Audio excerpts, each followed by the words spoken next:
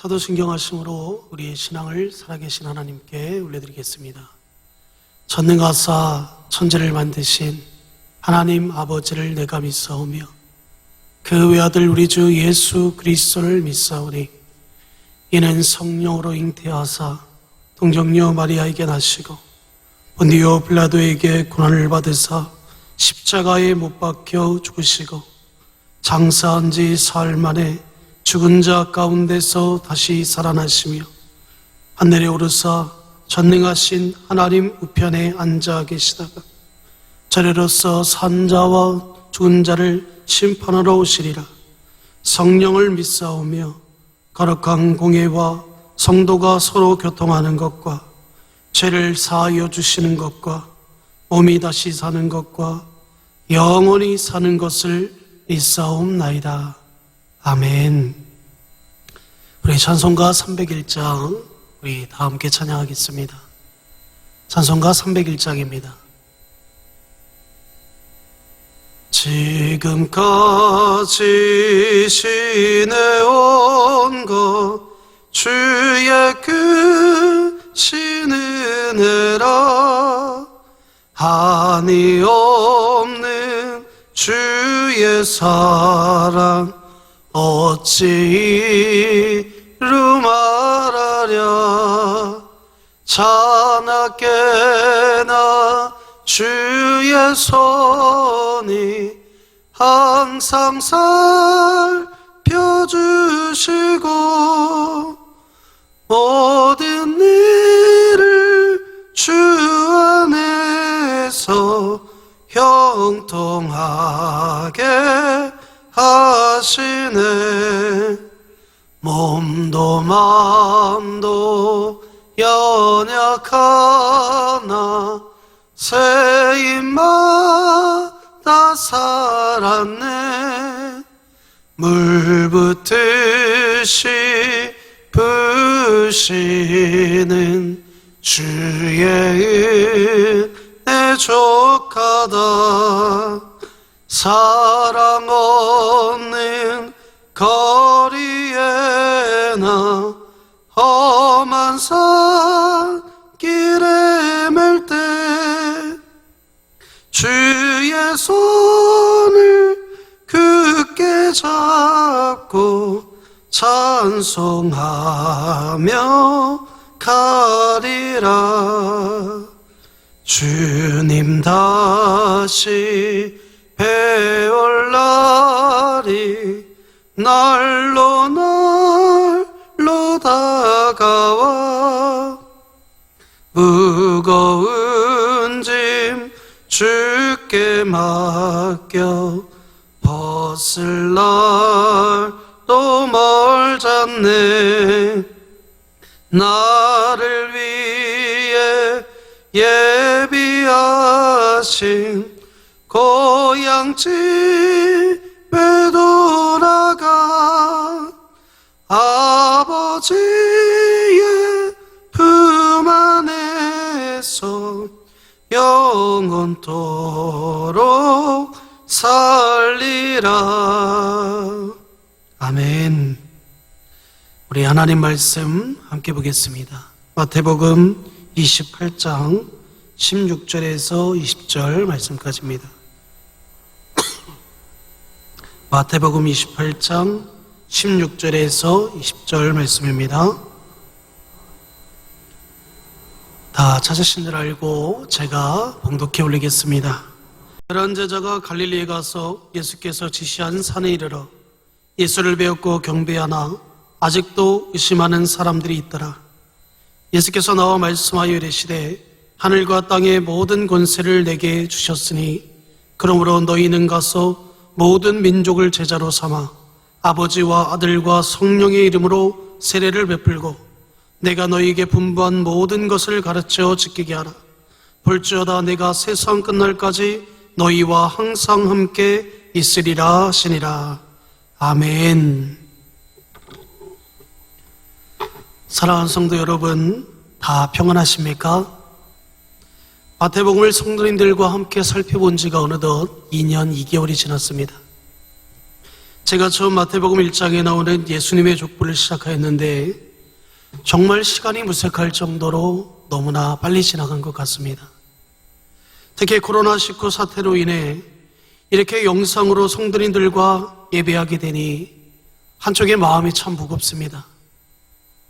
그래도 우리 진흥교회 담임 목사님부터 시작하여 전 성도님들이 상황과 환경에 지배받지 않고 한 마음을 모아 하나님을 어떻게 해서든 예배하겠다는 이 마음 하나만으로도 우리 하나님이 너무나 기뻐하실 줄 믿습니다. 이제 오늘 말씀을 살펴보겠습니다. 오늘 본문은 교회를 조금 다닌 분이라면 많이 들었고 또 너무나 잘 알고 있는 말씀입니다. 그래서 오늘 말씀은 알고 있는 내용에 대한 복습이라고 할 수 있습니다. 사실 오늘 본문 말씀은 우리가 최소한 1년에 한 번은 반복해서 묵상해 봐야 할 말씀이 아닌가 한번 생각해 봅니다. 왜 그렇게 중요하냐면 이것은 예수님께서 십자가에서 죽으시고 부활하신 후에 하늘로 올라가시기 얼마 전에 바로 예수님의 제자들에게 주셨던 유언과 같은 말씀이기 때문입니다.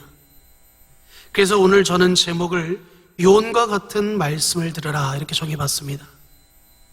이 세상에 참 교회가 많은 것 같습니다. 이 수원 지역에도 너무나 많고 또 전국적으로 봐도 교회가 너무나 많습니다. 그런데 어느 교회든지 성장하기를 원치 않는 교회는 하나도 없을 것이라고 생각합니다. 요즘 대형 교회는 비정상적이라고 해서 작은 교회를 추구하는 운동을 하는 사람들이 곳곳에서 생겨나고 있습니다. 하지만 작은 교회라도 그 안에 성장하기를 원하고 누구나 어떤 사람이든지 간에 모두가 성장하기를 원한다는 사실입니다. 여러분도 우리 진흥교회가 계속해서 성장하기를 원하지 않으십니까? 모든 살아있는 것은 성장합니다. 살아있는 생명체가 건강하면 자라나는 것은 당연하다는 사실입니다. 우리가 자녀들에게 빨리 성장하라고 명령하지 않아도 세월이 지나면 그 세월이 지나면서 그들은 자연스럽게 누구나 할 것 없이 다 자라나게 되어 있다는 거예요. 그런데 만약 우리 자녀들이 성장하지 않는다면 온갖 그 자녀에게 문제가 있다는 사실을 경고하고 있다는 사실입니다. 물론 이 성장은 교회적으로 볼 때 숫자적인 성장만을 이야기하는 게 결코 아니라는 거예요. 어린이가 청소년이 되고 어른이 되어도 사람마다 키가 모두 다르다는 사실입니다. 키도 다르고 몸무게도 다르고 모습도 다 다르다는 사실입니다. 어른이 되었다고 키가 전부 똑같아지는 게 아니라는 사실입니다. 그런데 어른인데 단순히 키가 작다고 문제가 있다고 하면 그것은 옳은 답일까요? 결코 아니라는 사실입니다. 그런데 어른이 아기의 몸에서 벗어나지 못한다고 한다면 그것은 뭔가 그 사람에게 병이 있다는 것을 나타내주고 있는 겁니다. 그런데 더 심각한 것은 어른이 되었는데도 아기와 같이 행동하는 것입니다. 수만 명이 모이는 초대형 교회에 다니는 교인들 중에 실제로 아기와 같이 행동하는 성도들이 많다는 그런 기사를 본 적이 있습니다. 그러므로 건강하면 물론 이 모든 것이 갖춰진다고 말할 수 있지만 교회는 사실상 엄청나게 클지 몰라도 그 안에 신앙이 자라지 못하는 성도들이 많다는 것을 비유적으로 말씀해 주고 있다는 겁니다. 이처럼 엄청난 곳에 있다고 자기가 엄청난 사람이 되는 게 결코 아니라는 사실입니다. 하나님은 우리 한 사람 한 사람을 보시고 우리가 성장하기를 원하신다는 것을 말씀하고 있는 거예요. 성경은 교회가 어떤 조직이나 건물이 아니라 살아있는 생명체, 곧 유기체라고 말씀하고 있어요. 그러므로 건강하기만 하다면 교회가 성장하게 되어 있다는 겁니다. 그런데 그런 성장이라는 것은 성숙에 가깝습니다. 우리가 건강하기만 하다면 겉으로 보이는 키나 몸무게와 상관없이 몸이 단단하고 곧 건강한 교회라고 말씀하셨던 거예요. 생명체인 교회, 주님의 몸된 교회는 곧 믿는 사람들입니다. 생명체인 교회가 성장하지 않는다면 그 교회는 곧 죽어가고 있다는 것을 나타내주고 있다는 거예요. 건강한 교회라면 자연적으로 성장하게 되어 있고 그러한 교회에서 신앙생활하는 성도들 역시 건강한 신앙을 가진 주님의 제자로 자랄 수 있다는 사실을 오늘 본문에서 예수님이 나타내주고 있다는 사실입니다. 또 건강한 신앙을 가진 성도들이 많을수록 그 교회는 더욱 건강하게 세워질 수 있다는 사실입니다. 이것이 서로 상호 보완적인 관계라고 표현할 수 있습니다. 교회가 건강하면 곧 성도들이 건강하다는 표현이고, 성도들이 건강하면 곧 무슨 말입니까? 교회가 건강한 교회라는 사실입니다. 왜냐하면 교회가 곧 성도들이기 때문이라는 거예요. 교회는 어떤 건물이나 조직이 아니라 사람, 즉 우리 각자 자신 개개인이 하나님이 세우신 하나님의 성전 곧 교회라고 말씀하고 있습니다. 교회도 건강하고 각자도 건강하다면 참으로 주님이 원하시는 일을 감당할 수 있다는 사실을 이렇게 말씀해 주겠다는 겁니다. 그러니까 교회는 외적으로 성장하는 것도 중요하지만 내적으로 건강해지는 것이 정말 중요하다는 사실이에요. 우리 진흙교회 성도님들은 어떻습니까? 여러분들의 가정뿐만 아니라 우리 구역 안에서 또 우리 공동체 안에서 서로가 서로를 아껴주며 사랑해주며 서로가 서로를 위해주고 서로의 상처를 싸매주고 서로가 서로를 이해해줄 수 있는 그런 넓은 마음, 그런 수용할 수 있는 마음을 품고 여러분들이 신앙생활하고 계신 겁니까? 하나님은 오늘 우리에게 말씀하시는 것처럼 교회는 외적으로 성장하는 것도 중요하지만 내적으로 더 건강해지고 곧 탄탄해지는 것이 더 중요하다는 사실을 우리에게 말씀하고 있다는 겁니다. 그런데 많은 분들이 교회를 다니면서도 교회가 뭔지, 교회가 왜 이 땅에 존재해야 하는지, 또 어떤 사명을 받았는지에 대해 정확한 지식 없이 신앙생활하는 사람들이 많다는 거예요. 교회를 오래 다닌 분들도 어떤 높은 장로님이 되었든 권사님이 되었든 집사님이 되었든 아니면 교회 신앙생활을 오래 했던 어떤 사람이든지 간에 이 부분에서 다 넘어지게 되었다는 겁니다. 대체로 교회에 다닌 지 얼마 안 되는 분들은 교회의 존재의 목적이 친교나 정보 교환이나 마음의 안정을 찾는 것을 도와주는 것, 이 정도로 생각한다고 말하고 있습니다. 실제로 큰 교회에 사업을 하는 사람들이 많이 다니는 이유가 신앙적인 이유도 분명히 있겠지만 사실은 사업에 도움을 받기 위해 그런 경우가 더 많다는 것을 제가 본 적이 있습니다. 교회가 물론 그러한 것들을 안 하는 것은 아니지만 그러한 것이 교회의 진짜 존재의 목적은 아니라는 사실입니다. 신학대원을 다닐 때 교회의 존재의 목적이라는 주제로 수업 시간에 토의를 한 적이 있는데 이때 저를 포함한 대부분의 목사님들이 교회의 존재의 목적이 뭐냐? 이랬었을 때 동일하게 했던 말이 뭐냐면 바로 예배가 중요하다고 말씀했어요.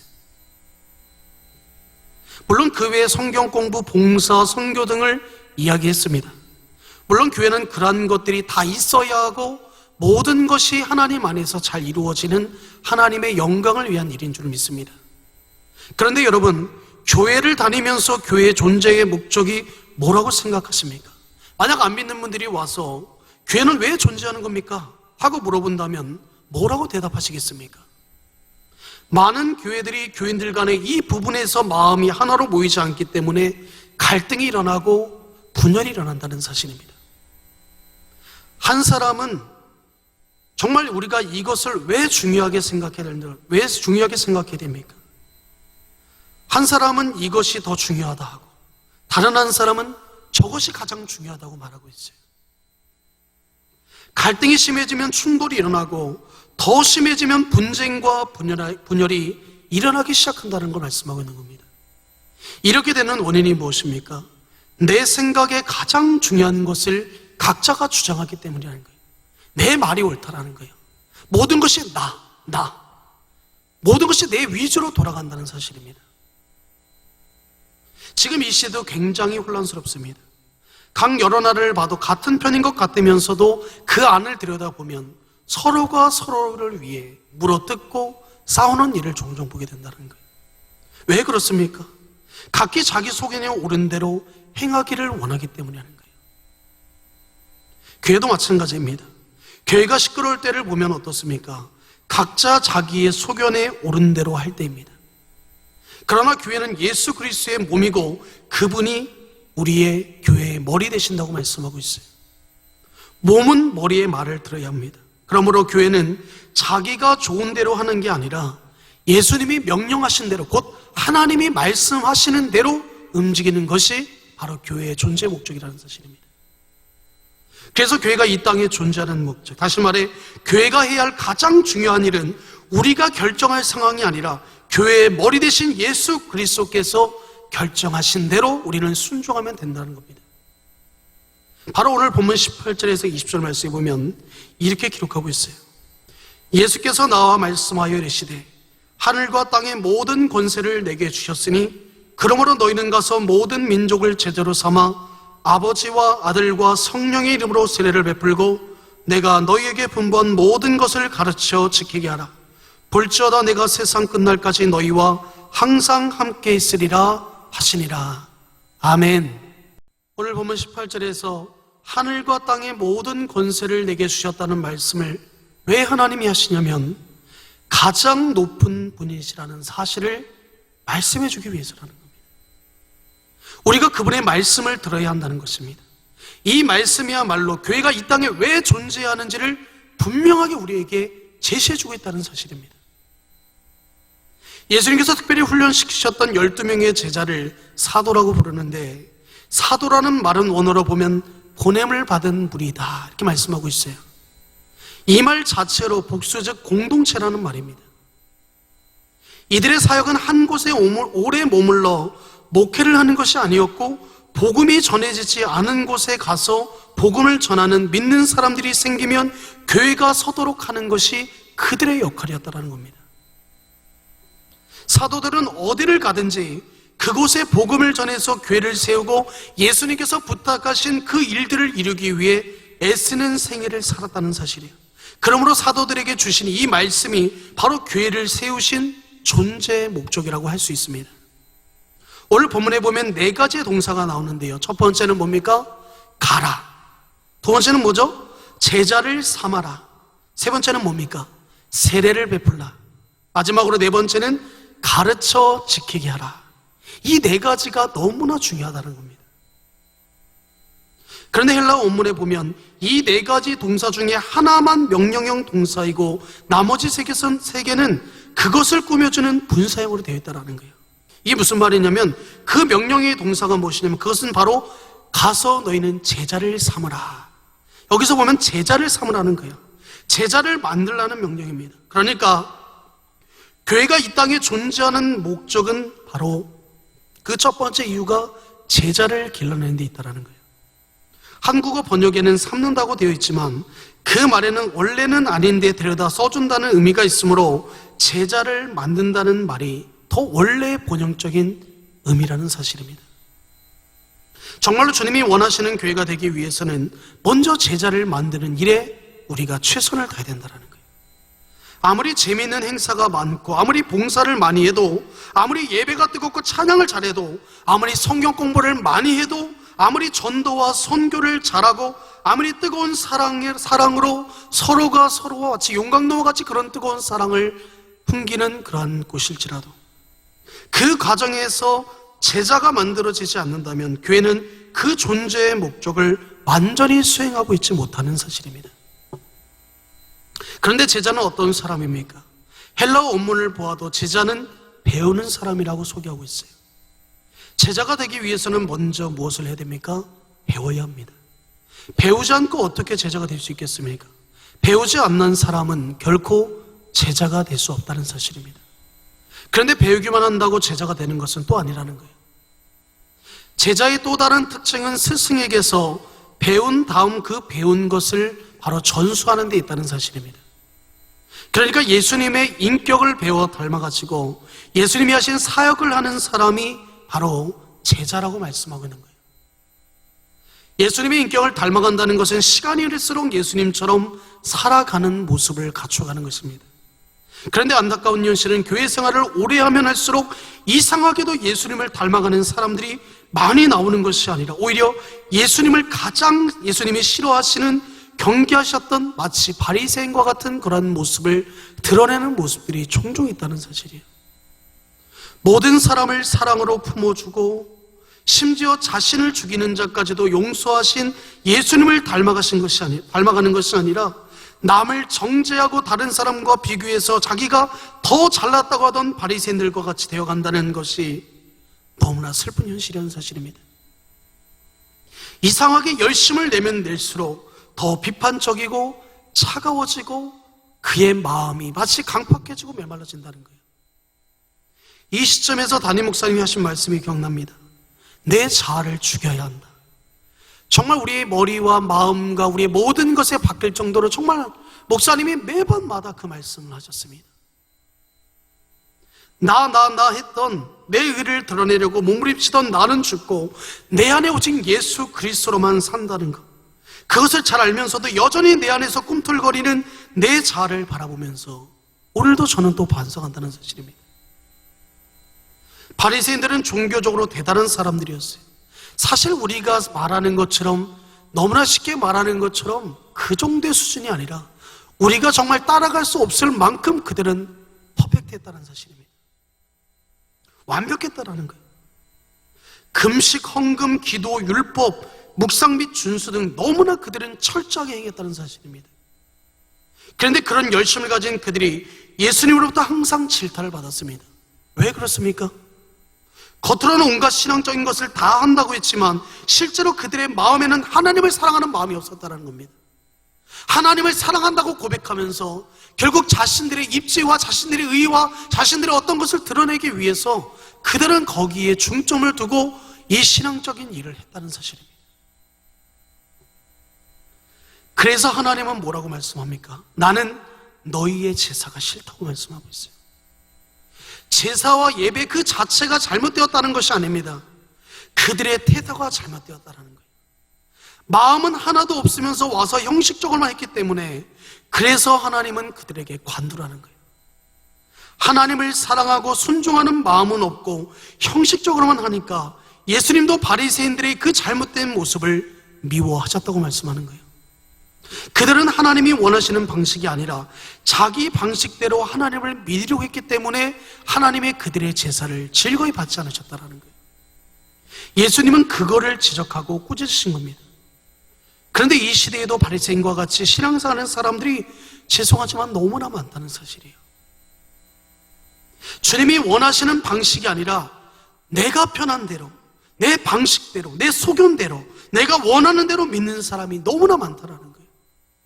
그러나 내 마음대로 한다는 것은 정말 죄송하지만 진정한 그리스도인의 참 모습이 아니라는 겁니다. 참된 그리스도인이라면 앞전에 말씀드린 것처럼 우리가 원하는 대로 내 방식대로 하는 것이 아니라 예수님을 닮아가는 것, 곧 하나님이 말씀하시는 대로 순종하며 나가는 거예요. 예수님의 제자로 자라가야 된다는 겁니다. 그래서 예수님의 성품을 담고 예수님이 하신 사역을 감당하는 그런 제자가 되어야 된다는 거예요. 시간이 흐르면 흐를수록 예수님을 닮는 사람, 예수님처럼 생각하고 말하고 행동하는 사람들이 많아질 때 그 교회는 존재적 목적을 잘 수행하고 있다고 말할 수 있습니다. 우리 진흥교회가 그런 교회가 될 것으로 저는 믿습니다. 그렇다면 어떻게 해야 그렇게 예수님의 제자를 만드는 교회가 될 수 있을까요? 나머지 세 가지 동사, 곧 제자를 만드는 방법에서 우리에게 소개해주고 있습니다. 먼저는 가라입니다. 제자를 만들려면 먼저 가야 된다는 거예요. 그런데 보통은 우리가 뭐라고 표현합니까? 오세요, 오라고 표현해요. 제가 청소년 시절 처음 했던 문학의 밤 행사 제목이 뭐였냐면 바로 커맨시, 와보라는 거예요. 그게 잘못되었다는 게 아닙니다. 와보라고 하면서 나가서 오라고 해야 된다는 거예요. 편안히 앉아서 오라고 할 수 없다는 겁니다. 그러니까 일단은 나가서 하나님의 복음을 전하고 그들에게 그 하나님을 믿는 것이 무엇인지를 가르쳐 줘야 된다는 거예요. 그래서 우리는 하나님이 뭐라고 말씀합니까? 너희는 먼저 가라. 그런데 여기서 예수님이 제자들에게 가라고 하실 때 누구에게 가라고 하시는 것입니까? 그 당시 상황 속에서 이미 예수님을 따르는 사람들에게 가라고 하신 것이 아니라는 거예요. 예수님을 모르는 사람들에게 가라는 겁니다. 모든 민족에게, 즉 유대인뿐만 아니라 이방인들에게 다 가라고 말씀하시는 거예요. 왜 그렇습니까? 예수를 안 믿는 사람들은 제 발로 교회로 나오지 않기 때문이라는 거예요. 그렇기 때문에 우리가 먼저 찾아가서 그들을 데리고 오라는 겁니다. 그래서 하나님 우리에게 말씀하는 것처럼 너희는 가라고 말씀하는 겁니다. 엄격히 말해서 이미 다른 교회에 다니는 사람들을 오게 하는 것은 전도가 결코 아닌 줄 믿습니다. 우리가 마치 교회에서 어떤 전도 행사를 하거나 특히 태신자 작정을 할 때 다른 교회에 있는 성도들에게 우리 담임 목사님이 이렇게 말씀하셨는데 내 체면 좀 세워줘라. 그리고 제발 우리 한 2, 3주만 우리 교회 나와라. 이렇게 하시는 장로님들이 있다고 제가 다른 교회에서 들은 적이 있습니다. 근데 이것은 결국 전도가 아니라는 거예요. 하나님 편에서 볼 때는 이쪽에서 저쪽으로 옮긴 것밖에 되지 않는다는 겁니다. 그러나 주님을 모르는 사람들, 나아가 하나님을 싫어하는 사람들, 교회에 대해 반감을 가진 사람들에게 찾아가는 것이 바로 제자를 만드는 첫 걸음이라고 말씀하고 있는 거예요. 그러니까 다시 말해서 예수님을 알지 못하는 자들에게 우리는 복음을 전해야 된다고 말씀하는 겁니다. 그런데 기독교 통계를 보면 한 사람이 5년에서 7년 정도 교회를 다니면 그 사람에게는 믿지 않는 친구가 더 이상 없다는 이런 말이 있어요. 이것은 참으로 비극입니다. 우리는 가야 될 줄로 믿습니다. 예전에 함께 지냈던 술 친구들이 있으면 그들에게로 가야 합니다. 이전에 나와 같이 때로는 세상 말로 뒤에서 못된 짓을 했던 친구가 있다면 그들에게도 가야 된다는 거예요.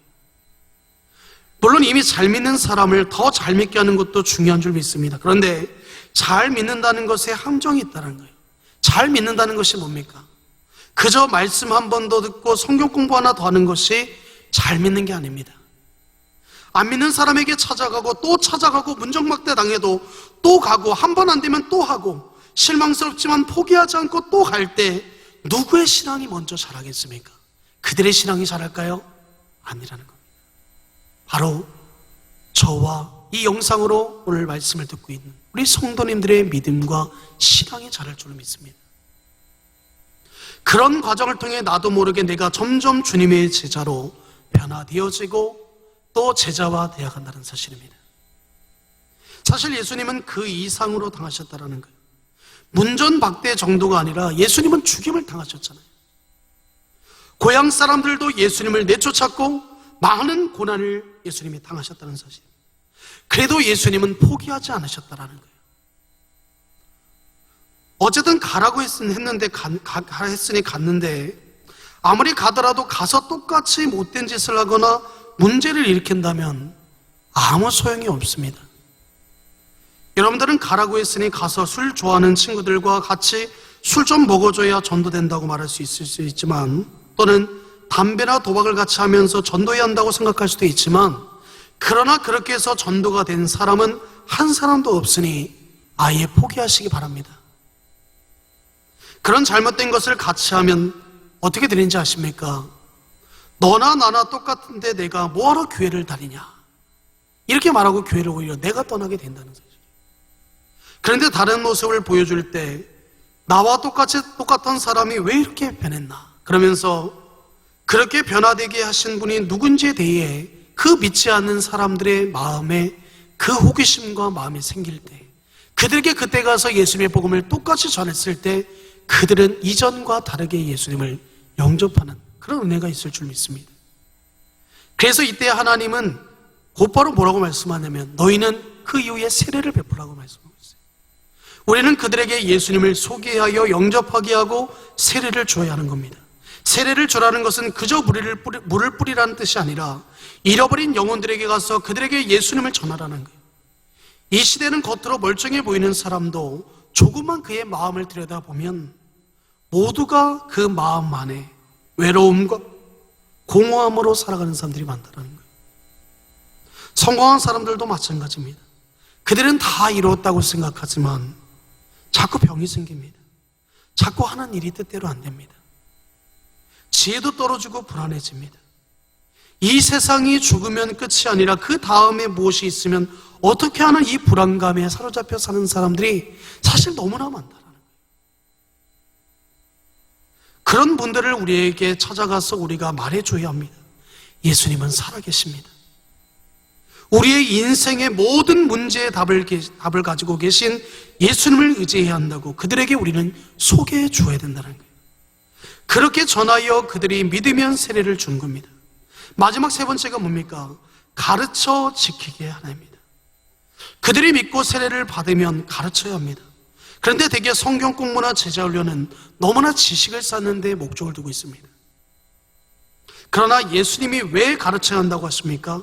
가르쳐 지키게 하라. 즉 주님의 말씀을 지키도록 행하도록 하기 위해 부지런히 너희는 하나님의 말씀을, 하나님의 복음을 가르치라는 거예요. 단순히 우리의 지식을 쌓기 위함이 아니라 예수님의 복음을 바로 알고 그 복음을 지키며 살기를 원하시기 때문에 너희는 가르쳐 지키라고 말씀하는 거예요. 가르쳐 지키게 하라고 말씀하는 겁니다. 우리가 말씀을 배우고 공부하는 것, 삶에 공부하는 것은 행동을 하기에 배우는 것입니다. 예수님을 믿는 사람답게, 제자답게 어떻게 살아야 하는지를 배우기 위해서 하나님 말씀하고 있다는 거예요. 그래서 배웠으면 우리가 무엇을 해야 됩니까? 가서 행해야 되는 겁니다. 그런데 사랑하는 성도 여러분, 여기서 고민이 하나 있습니다. 주님의 말씀을 지킨다는 것이 결코 쉽지만은 않다라는 거예요. 설교자로서도 고민이 있습니다. 제가 설교한 대로 그대로 사는 것도 아닙니다. 여러분 지금까지 살아오면서 설교를 몇 편이나 들으셨습니까? 아마 셀 수도 없을 것입니다. 저도 우리 진흥교회 와서 설교를 여러 편 했는데 그런데 들은 말씀을 다 지키고 살고 있을까요? 설교는 중요하지만 듣는 것으로 다 되는 것이 아니라는 거예요. 설교만 듣고 가는 사람들도 있는데 그것은 예배를 제대로 드린 것이 아니라는 겁니다. 물론 말씀을 들은 대로 사는 성도들도 있을 줄 믿습니다. 그러나 대부분의 그 말씀대로 사는 것이 잘 안 된다는 것이 사실이란 사실입니다. 또 설교라는 말의 의미가 퇴색되어 버렸습니다. 우리가 자주 하는 말 중에 부모님이나 또 어떤 사람이 나에게 잔소리할 때 뭐라고 말합니까? 또 설교하네.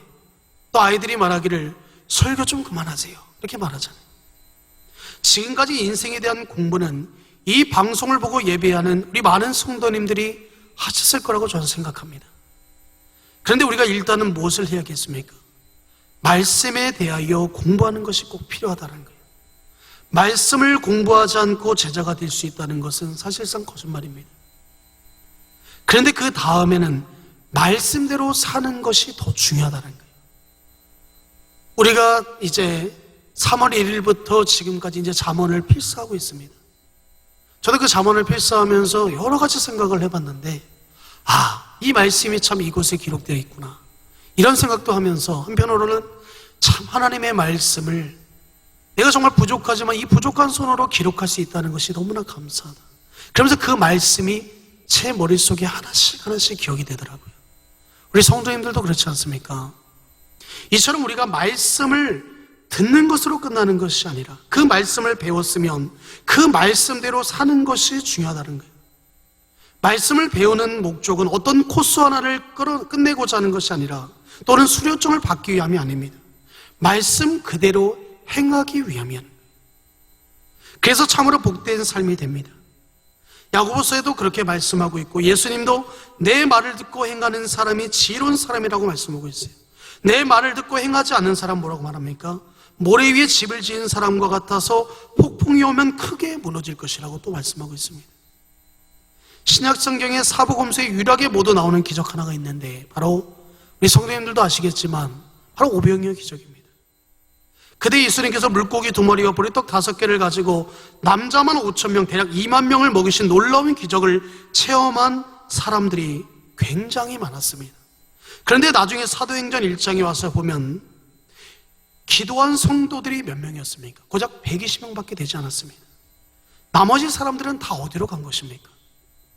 또 예수님께서 말씀을 가르칠 때 수많은 사람들이 예수님의 설교를 들었습니다. 엄청난 은혜도 받았고 말씀을 들으며 즐거워했습니다. 그런데 예수님이 십자가에 못 박힐 때 그렇게 많이 따라다녔던 그 사람들은 다 어디로 갔냐 이 말입니다. 대중을 상대로 한 설교나 성경 공부는 우리에게 감동을 주고 결단을 하게 만드는 동기를 분명히 준다는 사실이에요. 하지만 그 자체가 주님의 제자를 만드는 것은 결코 아니라는 사실입니다. 제자는 소수의 공동체가 함께 모여 주님 안에서 삶을 나누며 내가 배운 말씀을 한 가지라도 실천하고 애쓰며 그것을 위하여 나아가는 것, 그것이 바로 하나님이 말씀하시는 바로 제자의 참된 모습인 줄 믿습니다. 그래서 예수님도 12명을 택하시고 3년 동안 그들과 함께 생활하셨다는 사실입니다. 그것이 예수님께서 제자를 세우신 방법이었다라는 거예요. 우리가 지금 코로나19로 인해 처해진 상황 가운데 각 가정에서, 직장에서, 자동차 안에서 아이를 돌보며 예배하는 것도 마찬가지입니다. 예수님은 오병이어 기적을 체험한 수만 명 안에 포함된 사람을 만들려고 이것을 말씀하는 게 아니라는 거예요.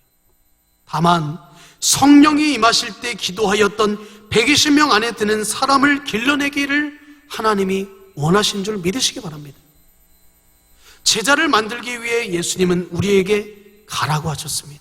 그 명령에 순종하여 안 믿는 분들에게 가서 그들을 교회로 데리고 온다 해도 교회의 구조가 복음적으로 되어 있지 않는다면 후속 조치가 사실상 힘들다는 사실이에요. 일단 교회로 데리고 와서 같이 예배를 드려도 안 믿는 분이 체면이나 친분 때문에 한두 번은 나와주다가 결국 안 나오게 되는 것을 많이 봅니다. 정착하는 사람은 사실 몇 명 될까 말까 한다는 거예요. 그래서 우리가 각 구역에서 함께 교제를 나누고 실질적인 필요를 서로 채워주고 서로 격려해주고 서로 나누면서 그리스도인들이 어떻게 사는 것인지를 그 믿지 않는 세상 사람들에게 가르쳐 줘야 된다는 겁니다. 세례를 주라는 것도 그렇습니다. 예수님을 안 믿는 분들은 교회에 오는 것을 굉장히 거북해합니다. 또 담임 목사님을 만나는 것을 더 거북해한다는 거예요. 그런데 대부분 뭐라고 말합니까? 우리가 다른 사람들을 전도할 때 아무개 교회 와서 목사님을 좀 만나봐, 우리 이렇게 말하잖아요. 하지만 최악의 조건을 말하는데 누가 교회를 나오겠습니까? 그러다 보니 예수님을 믿지 않는 사람들이 전도하는 기독교인들을 보면 슬슬 피하기 시작합니다. 보기만 하면 자기를 전도하려고 들기 때문에. 그런데 전도하지 말라는 말일까요? 그러면 도대체 어떻게 하라는 거냐, 이렇게 생각하실 수 있지만 다만 안 믿는 분의 입장에서 우리가 생각해 보아야 된다는 겁니다. 자기에게 문제가 있고 괴로움이 있고 외로움이 있고 고민이 있는데, 다른 말로 얘기해서 자신의 정말 이 상황이, 처해진 상황이 너무나 힘든 상황이 있는데 자신의 문제나 고민거리는 전혀 관심이 없고 그냥 그 전도하고 싶은 마음에 전도하는 말만 하니까 그냥 하고 싶은 말만 하는 것처럼 그들에겐 그렇게 보여서 너무나 불쾌하게 보인다는 겁니다. 우리가 복음을 전하려 할 때는 그분들 앞에서 복음을 전할 자격을 먼저 얻어야 된다는 거예요. 그분들이 우리를 볼 때 어떻게 저렇게 아름다운 삶을 살 수 있을까요? 저 상황에서 저분은 어떻게 저렇게 웃을 수 있는 건가? 어떻게 저렇게 감사할 수 있지? 이런 의문이 생기도록 우리는 믿지 않는 분들에게 그런 이미지, 그런 마음이 그들에게 심어질 수 있도록 우리가 보여줘야 된다는 겁니다. 이제 마지막으로 주님의 제자로 자라가는 삶이 필요합니다. 우리가 예수님의 제자로 자라가며 예수님을 닮아가고 있다는 것은 어떻게 할 수 있겠습니까? 아주 간단하다는 사실입니다. 우리의 삶에서 치유의 역사가 일어나고 있는지를, 아니면 그 치유의 역사가 일어나고 있지 않는지를 보면 된다는 사실이에요. 우리는 대부분 마음의 깊은 상처를 아는 채 살아가고 있습니다. 우리가 겉으로 보기에 다 멋지게 보이지만 남들에게 보이기 힘든 상처가 누구나 있다는 거예요. 집안 때문에 그럴 수도 있고, 어떤 사건 때문에, 어떤 특정의 어떠한 사건 때문에 그럴 수도 있다는 거예요. 그런데 우리가 자기 상처에 집중하는 동안에는 결코 치유가 이루어지지 않습니다. 상처받은 마음을 나에게 쏟아놓거나 기도하면 조금 시원해지기는 하지만 여전히 완전히 치유가 이루어지지는 않는다는 거예요. 그러면 언제 완전한 치유가 이루어지겠습니까? 예수님을 닮아갈 때 그 상처도 함께 치유된 줄을 믿으시기 바랍니다. 예수님의 삶을 볼 때 그분의 성품과 인격 중에 가장 두드러진 것이 무엇이었습니까? 바로 사랑과 용서입니다. 사랑 중에도 희생하는 사랑, 그리고 용서하는 사랑입니다. 자신을 배신한 제자들을 용서하셨고 사랑하시되 끝까지 그들을 사랑하셨더라 말씀하고 있어요. 요한복음 13장에 보면 제자들의 발을 씻겨주실 때 거기에는 자신을 배반한 가룟 유다도 있었습니다. 자신을 배반할 가룟 유다도 앉아 있었다는 거예요. 그의 발도 예수님은 씻겨주었다는 사실입니다. 이것이 무엇을 말씀하고 있습니까? 바로 끝까지 누가 되었든지 간에, 설령 나에게 원수가 되었어도 그를 끝까지 사랑했다라는 거예요. 예수님께서 십자가에 억울하게 죽음을 당하실 때 뭐라고 하셨습니까? 요한아, 너희 집에 돈 많지? 깡패들을 고용해서 내 원수를 갚아다오. 이렇게 말씀하지 않았잖아요. 누가복음 23장 30절을 함께 보겠습니다. 누가복음 23장 34절입니다. 제가 읽겠습니다. 이에 예수께서 이르시되 아버지 저들을 사하여 주옵소서. 자기들이 하는 것을 알지 못함이니이다 하시더라. 여기에 보면 뭐라고 말씀하고 있습니까? 예수님은 그들을 벌하라고 말씀하는 게 아니라 그들을 용서할 뿐만 아니라 하나님 아버지께도 그렇게 간구하고 있는 거예요. 저들은 저들의 죄를 알지 못하여 지금 이런 불의를 행하고 있나이다. 그러니 아버지 하나님 저들을 불쌍히 여겨주시옵소서.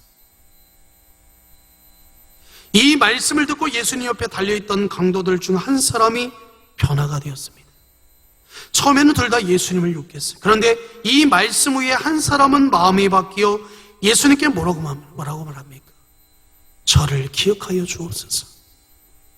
예수님은 그에게 말씀하는 것처럼 내가 오늘 나와 함께 낙원에 있을 것이다. 마지막에 그 한편의 강도가 구원을 받았다는 사실입니다.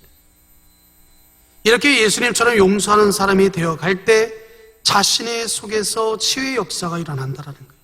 그리고 주님의 신실한 제자로 자라간다는 사실입니다. 거꾸로 말하면 왜 주님의 제자로 자라가지 못하는가? 상처가 치유되지 못했기 때문인 사실이에요. 왜 상처가 치유되지 못하는가? 누군가를 용서하지 않았기 때문이라는 사실입니다. 이 용서하는 사랑이 이루어지지 않았기 때문이라는 거예요. 다시 말씀드리면 참된 주님의 제자는 주님의 말씀에 순종하는 사람이라고 말할 수 있습니다. 주님의 인격을 닮아가는 사람입니다. 사랑과 용서의 사람입니다. 더 쉽게 말하면 주님 때문에 항상 부드럽고 누구에게나 편안한 사람이 되어야 된다는 거예요. 예수님의 제자는 예수님처럼 푸근하고 편안한 사람입니다. 하나님을 사랑하고 이웃을 사랑하는 사람이기 때문이라는 거예요. 이제 말씀을 마치겠습니다. 우리가 주님을 기쁘시게 하는 이 일에 최선을 다해 나아가므로 우리 각자가 더욱 주님의 신실한 제자로 자라가며 우리 신흥교회가 정말 주님이 기뻐하시는 그러한 건강한 교회가 되시기를 주님의 이름으로 축복합니다. 기도하겠습니다. 하나님 아버지 감사합니다. 오늘 하나님이 주셨던 이 귀한 말씀 가지고 너희는 세상 그 어느 곳에든지 그곳에 가서 믿지 않는 자들에게 나의 복음 곧 살아계신 우리 예수 그리스도의 이 살아계심의 이 말씀을 증거하라 말씀하셨사오니 우리의 심령이 어느 곳에 있든지 하나님을 예배하기를 사모하는 이 마음을 정말 예수님을 부인하고 교회에 대한 반감을 산 자들이 있을지라도 그들에게도 우리의 이 살아계신 복음을 전할 수 있도록 하나님이여 붙잡아 주시고 인도하여 주옵소서. 하나님의 살아계신 복음을 전하는 사랑하는 모든 하나님의 귀한 자녀들이 되게 해주실 것을 믿고 감사하며 이 모든 것 우리 주 예수 그리스도의 이름으로 간절히 기도하옵나이다. 아멘. 오늘도 온 가족이 모여 우리 잠언을 필사하시기를 바랍니다. 감사합니다. 그러면 제가 오늘 축도로 오늘 예배를 마치겠습니다. 주 예수 그리스도의 은혜와 하나님의 사랑하심과 성령님의 역사하심이 신종 코로나 바이러스로 인해 고통 가운데 있는 전 세계 국민들과 주님이 주신 십자가를 생각하며 오늘도 마음 깊이 주님을 따르기를 원하는 우리 진흥교회 모든 성도들 머리 위에 또 여전히 여러 가지 질병과 싸우며 주님의 간절한 손길을 기다리고 또 기다리는 모든 우리 환우들과 복음을 받아들이고 주님이 세우신 교회로 나오기를 간절히 소원하는 우리 651명의 태신자들 머리 위에 영원토록 함께 있을지어다. 아멘. 오늘도 평안한 밤 되시기를 주님의 이름으로 축복합니다. 감사합니다.